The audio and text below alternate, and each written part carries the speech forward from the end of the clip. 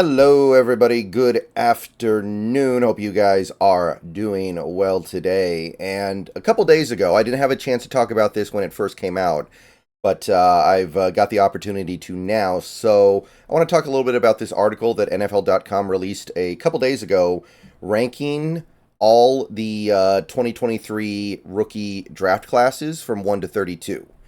So basically, they take a look at the body of work for every team's draft last year and based off their first season, rank them from best to worst. And obviously, it's a bad idea to draw any conclusions about a draft class after one season.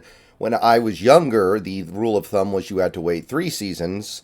Nowadays, I think it's more like 2 because things are supposed to happen quicker these days, especially when it comes to quarterbacks. I remember, again, when I was a kid, you had a guy like Carson Palmer get drafted #1 overall and not start. I don't even think he played until year 2. I don't think he played a snap his rookie year. You would never see that now. So patience has worn thin for these guys. But nevertheless, you can determine a pretty good amount of stuff based off that first season. So I wanted to take a look at this article a little bit here. Now, one thing to stress. One thing that's really important here is they're not grading on a curve, so they're just taking the draft class for what it is.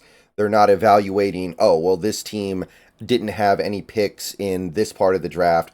This team didn't pick until X part of the draft, so therefore their draft class is more impressive than a team that got better players but had higher picks. So their #1 team is the Houston Texans, which...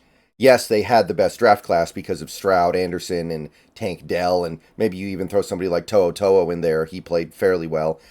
Juice Scruggs actually started quite a few games as well, by the way. But you look at their class and you're also like, well, duh, they better have the best draft class. They had the #2 and #3 overall picks. They traded away their future first to get into the top 3 again. So you would look at that and go, well, yeah, they better have a really good draft class, and you probably wouldn't rank the #1 if you were grading on a curve. So keep that in mind, because the Seahawks obviously apply under that whole idea of grading on a curve because they had 2 picks in the top 20, and they also had 2 more second-round picks.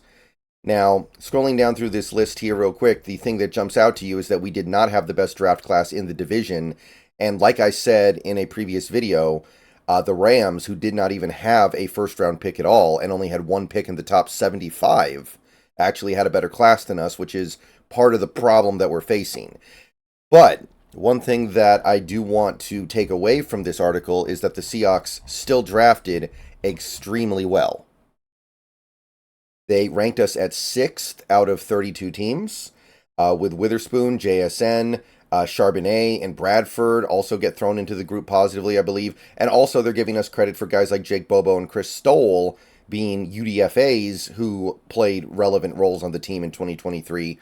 So you take a look at this rookie class, and I know that there were some people who were a little bit shaky on it as the season went on. They were a little bit concerned about it.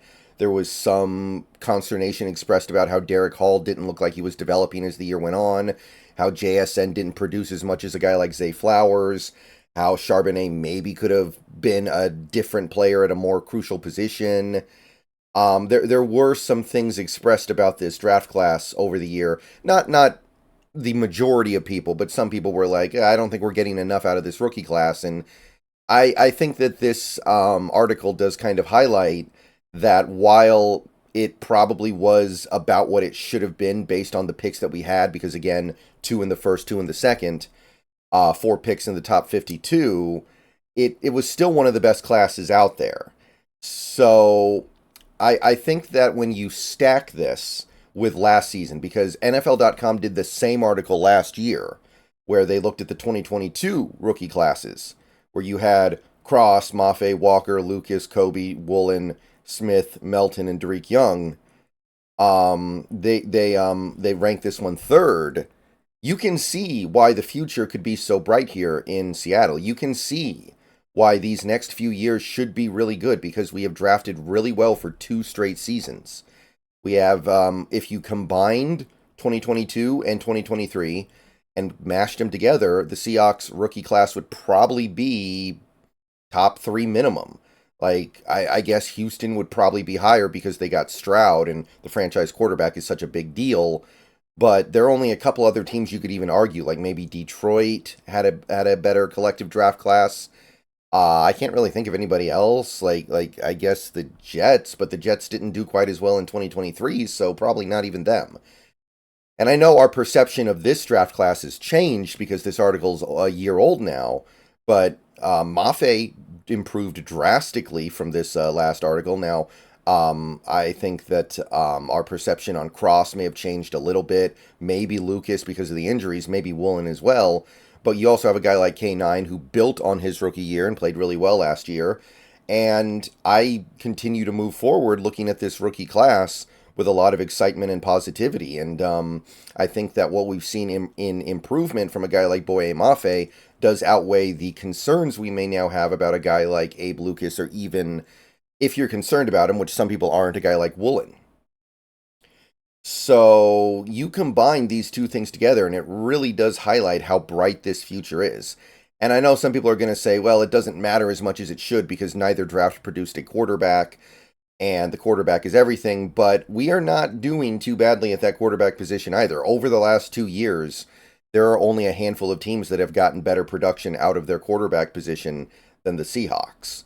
They do exist for sure, but there aren't that many. There are probably less than 10.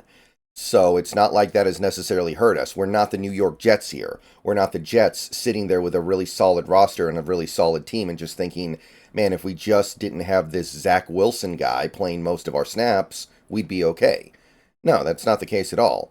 So if you're wondering where things are headed here in Seattle under this new regime, this new coaching staff, let this be kind of the guiding light here. This really, really good back-to-back draft class. Remember, we get almost all of these guys cheap for at least a couple more years. I don't know if any of these players are in a position to where they're going to even be able to ask for an extension after the third year. So we might be looking at a couple more years of very cheap play from this crew. And we are moving past the failures of recent history. Going back to the 2021 draft, a complete disaster train wreck right now. 2020 not looking so good. 2019, 2018.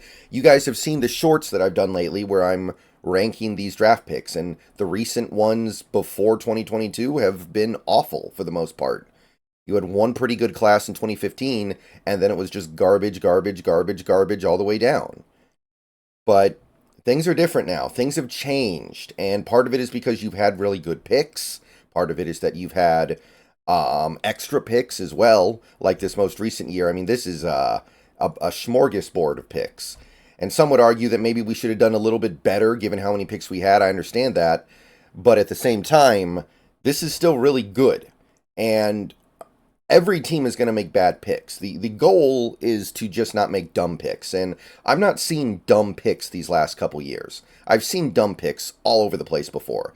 These are not dumb picks. These are not dumb picks either. They're maybe one or two of them will end up being bad. But right now, honestly, I'm not even really seeing that. Maybe Derek Hall, but it's way too early for that. So I just wanted to take a look at these articles to really highlight how bright the future might be here, and the fact that we now have this very exciting coaching staff that a vast majority of Seahawks fans have circled the wagons around, even the ones who didn't agree with the Pete firing. This should work. I mean, this should work. As long as the development keeps going, there's no reason why this team can't be really good in the very near future. All right, see you guys later. Go Hawks. Going to be on Twitch very soon here, if I'm not already.